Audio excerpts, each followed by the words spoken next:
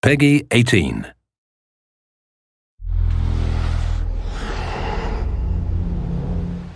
Hi, my name is Ashraf Ismail, Game Director of Assassin's Creed 4 Black Flag, and I'm very proud to be showing off the Caribbean open world. Here, we're going to start with Edward. After completing a few missions, he's met up with the assassins, but he's not yet bought into the creed, so he still has this selfish need for fame and fortune. Edward is one of the most unique characters we've created for the Assassin's Creed universe. He is a man who is still trying to figure out who he is in life and what he wants to get out of it. At this point in the story, he still wants that fame, so one way to get it is to complete these assassination contracts. This is a way to make money and to gain a bit of notoriety. So here we go. We have 2 targets to take out, 2 Templar brothers. So we're going to accept the contract, and the world map is going to show us where this contract takes place. So we see here that the contract is actually very close to us. It starts in the village we're in, but as we zoom out, we want to show you the world that we have. Many locations, over 50 locations, centered by Cuba, the Bahamas, and Florida up north. This is a massive world. There's a lot to find and do in this Caribbean Sea. But now we'll get back to the Fisherman Village and go after our targets. The Fisherman Village, it's one type of location in this world. It's really here as a convenience to the player. This is where you can start missions, where you can shop to upgrade Edward and the Jackdaw itself. It's really about the mood and the ambiance of the Caribbean Sea. In the distance, we have a tavern that we're approaching. Taverns are places where you can hire crew, play mini games, drink if you wish. But for now, we're going to focus on the targets and take them out.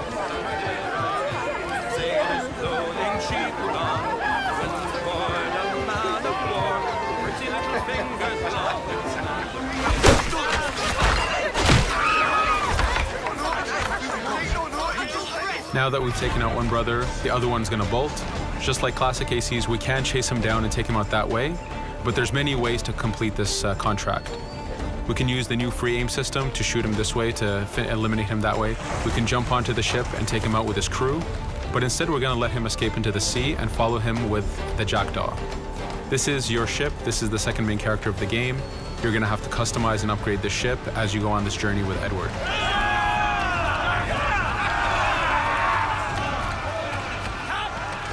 We've seamlessly gone from a ground chase right into a naval chase. We could destroy the ship and complete the contract that way, but instead, using the spyglass, we can see that he's carrying a lot of rum.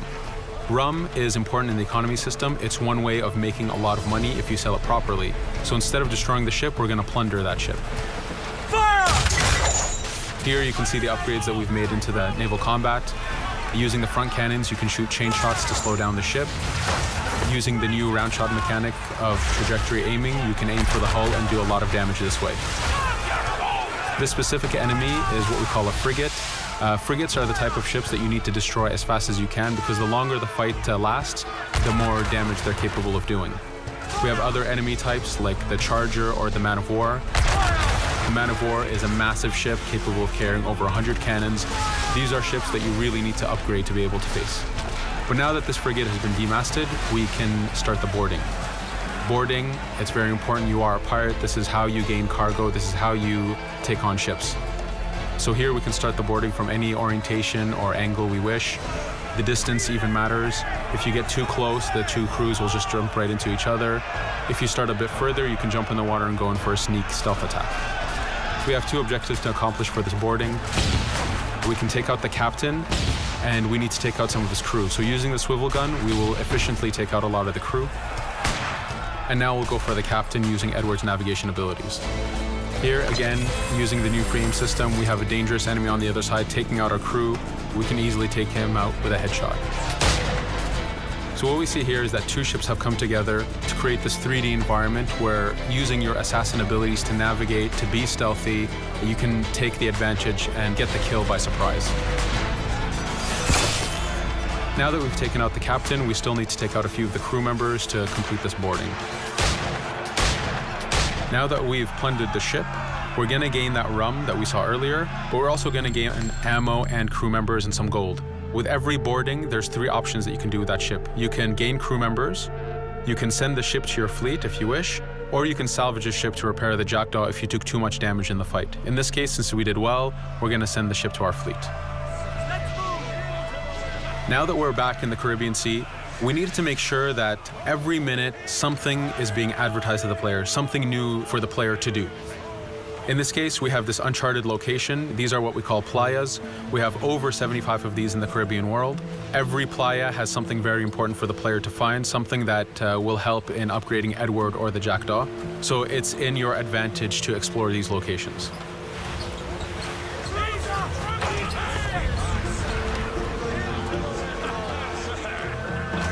Again, for us, seamlessness is very important. We needed to be able to explore this Caribbean world without having too much interruption in the action. So being able to just let go of the wheel anywhere we want, jump into the water, and swim over to that location. This is very important for the mood and the immersiveness of this Caribbean open world. Here, as we get on the playa, in the distance we can see that there's a faction battle, but closer to us we can see that there's this poor drunken sailor who's passed away. But being a pirate, of course, we're going to loot his body and see what he has for us.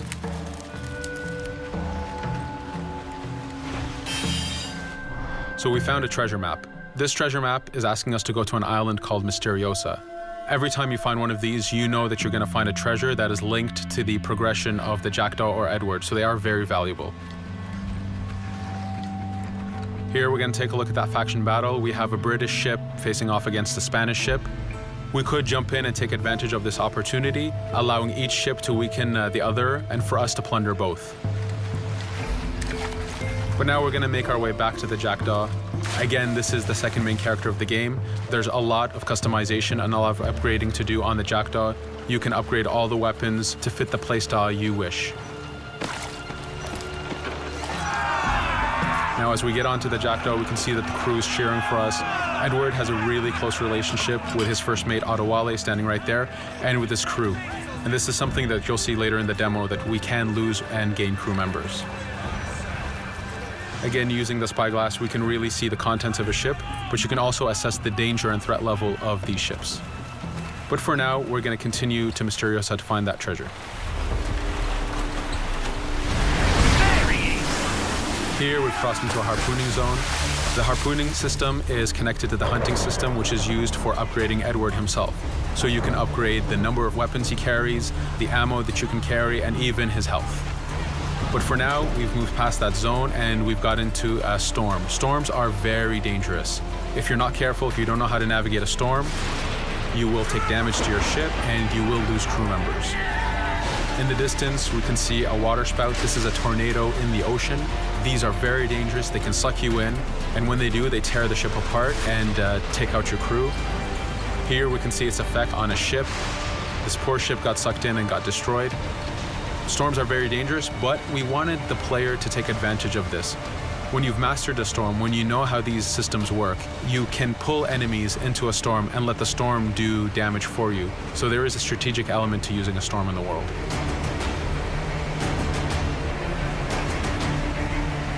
Here we can see that the storm is dying down a bit, but there's still this torrential downpour. It was very important for us to get the real mood of and atmosphere of the Caribbean in the weather cycles and in the daytime cycles.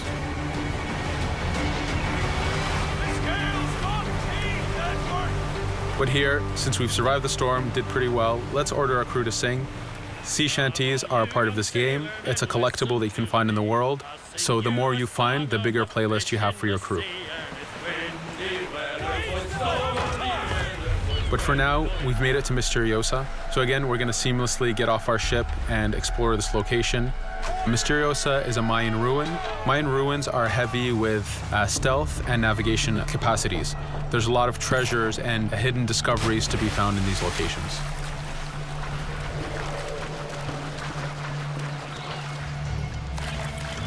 If we recall the treasure map, the treasure is hidden behind a temple. So just by quickly looking around, we can see that temple looks about right. So that's our objective. We'll head there. As we go this way, we can see there's a lot of guards on the beach. We could go in and fight them if we wish to, but to show off that this is a mini open world, we're going to try to find a different route to get to our objective. Here, we've seen a guard. We don't want to alert him, and we don't want to alert the guards on the beach, so we're going to use our stealth ability to take him out silently. No te muevas.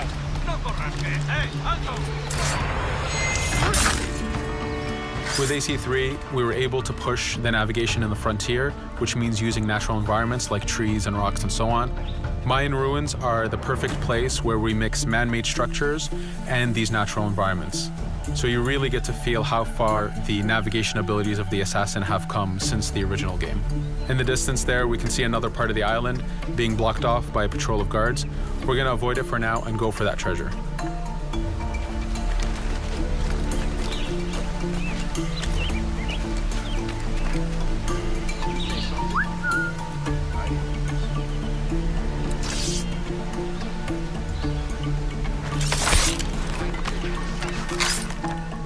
It's important for us to be able to give the players new tools, specifically for stealth. In this case, we have the blowpipe. Using the berserk darts, you make your enemies go crazy. Effectively, this means that they'll attack anything and everything in sight, including their own friends, animals, or Edward if he was in the way. So you do have to be careful with how you use it. But now that we've caused a distraction, if we happen to fall down there, at least there's already a bit of damage done for us. But using our navigation skills, we're able to get past that area without any trouble. There in the distance, you can see the jackdaw placed exactly where you left it when you got onto this location. It's really important for us to show the beauty of this Caribbean world. The Caribbean has some amazing vistas, and we pushed ourselves to replicate this in the game.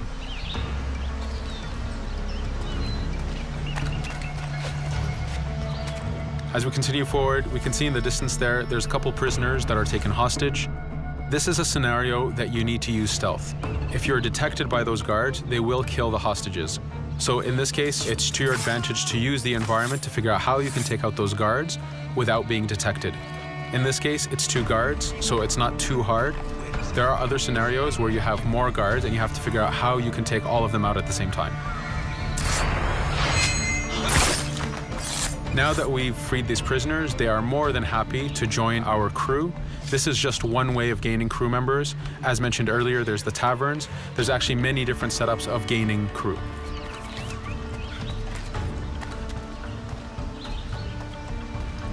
Here, we're going to go back to the treasure map.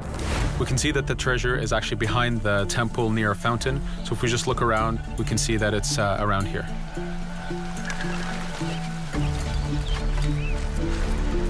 Now that we've found the treasure, what we've actually found is a blueprint.